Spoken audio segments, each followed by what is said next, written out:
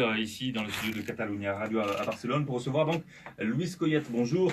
Oui, bonjour. Alors, on va vous présenter. Vous êtes perpignanais, vous êtes défenseur de la culture catalane et vous avez tenu à être là hier et ce matin à Barcelone. Pourquoi vous avez tenu à venir ici? Mais comme toujours, vous savez, bon, d'abord j'ai vécu à Barcelone, j'ai travaillé, et depuis 1977, depuis le fameux 11 septembre 1977, eh bien, je m'attache à être présent dans tous les grands événements.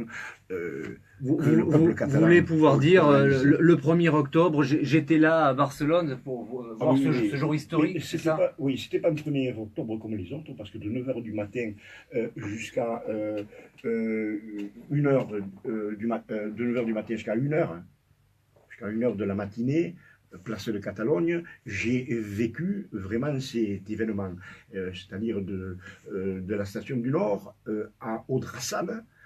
J'ai visité 20 écoles. J'ai parlé avec les gens, j'ai parlé avec les responsables qui ont une amabilité incroyable. Et là, j'ai vu vraiment la force de ce peuple, mais cette force pacifique, cette force de civisme et de démocratie. Ils étaient soudés, ils étaient assis, pensant que la Guardia civile pouvait arriver et justement prendre les urnes. Et vous avez été choqué de voir ce qui s'est passé avec la Police nationale et la Guardia civile? Alors, dans mon parcours, je n'ai pas vu de violence. J'ai vu les violences, alors après, à la place de Catalogne, sur le grand écran, et vous savez à quoi j'ai pensé? Eh bien, j'ai pensé, ça m'a rappelé un peu les sections d'assaut d'Ernst Röhm, avant la guerre en Allemagne. J'ai pensé à ça.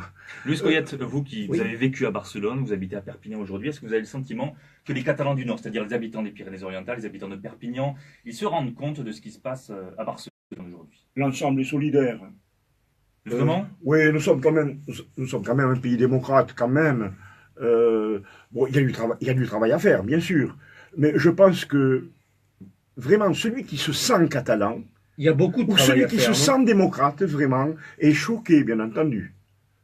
C'est très choquant de voir ces images-là de violence, et en plus avec des femmes, des enfants, des gens inoffensifs, des personnes âgées, qui ne faisaient que revendiquer leurs droits. Et ce droit de vote, il n'y a pas plus beau, il n'y a pas plus beau que ce droit de vote. De voter. Luis Collet, est-ce que les Catalans maintenant, ceux qui étaient pour l'indépendance notamment... Alors il faut prononcer mon nom, ou en français Collet ou Colette, bon. mais Collet non. Bon, pardon, Luis Collet. Dites-moi, voilà, est-ce que vous avez le sentiment que les Catalans indépendantistes maintenant, ils peuvent discuter avec Madrid après ce qui s'est passé hier? Non, ce sera un dialogue de sourds. Vous avez écouté le discours de M. Rajoy, vous avez écouté le discours de M. Riviera, le discours de M. Sanchez, mais non, c'est toujours le même langage. C'est un dialogue de sourds. Le président Puigdemont et M. Oriol Junqueras, ils ont été, comme toujours, ils ont été, voilà, avec leur franchise, et ils ne feront pas marche arrière, c'est tout. Vous savez que d'abord, à partir du 3 octobre, il va y avoir une grève générale dans tout l'ensemble de la Catalogne.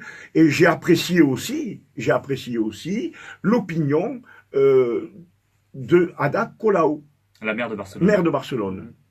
J'ai apprécié. Merci, Luis Collet, d'être venu au micro de France Bleu Roussillon ce matin. On est en direct de Catalunya Radio à Barcelone. Il est 7h14 et on vit évidemment ce lendemain de référendum sur France Bleu Roussillon avec nos invités. Jean-Marc Pujol, le maire de Perpignan, à notre micro dans un instant. Et puis Gérard Onesta, ancien député européen, observateur international du scrutin, qui est déjà en studio et on l'entendra dans quelques instants.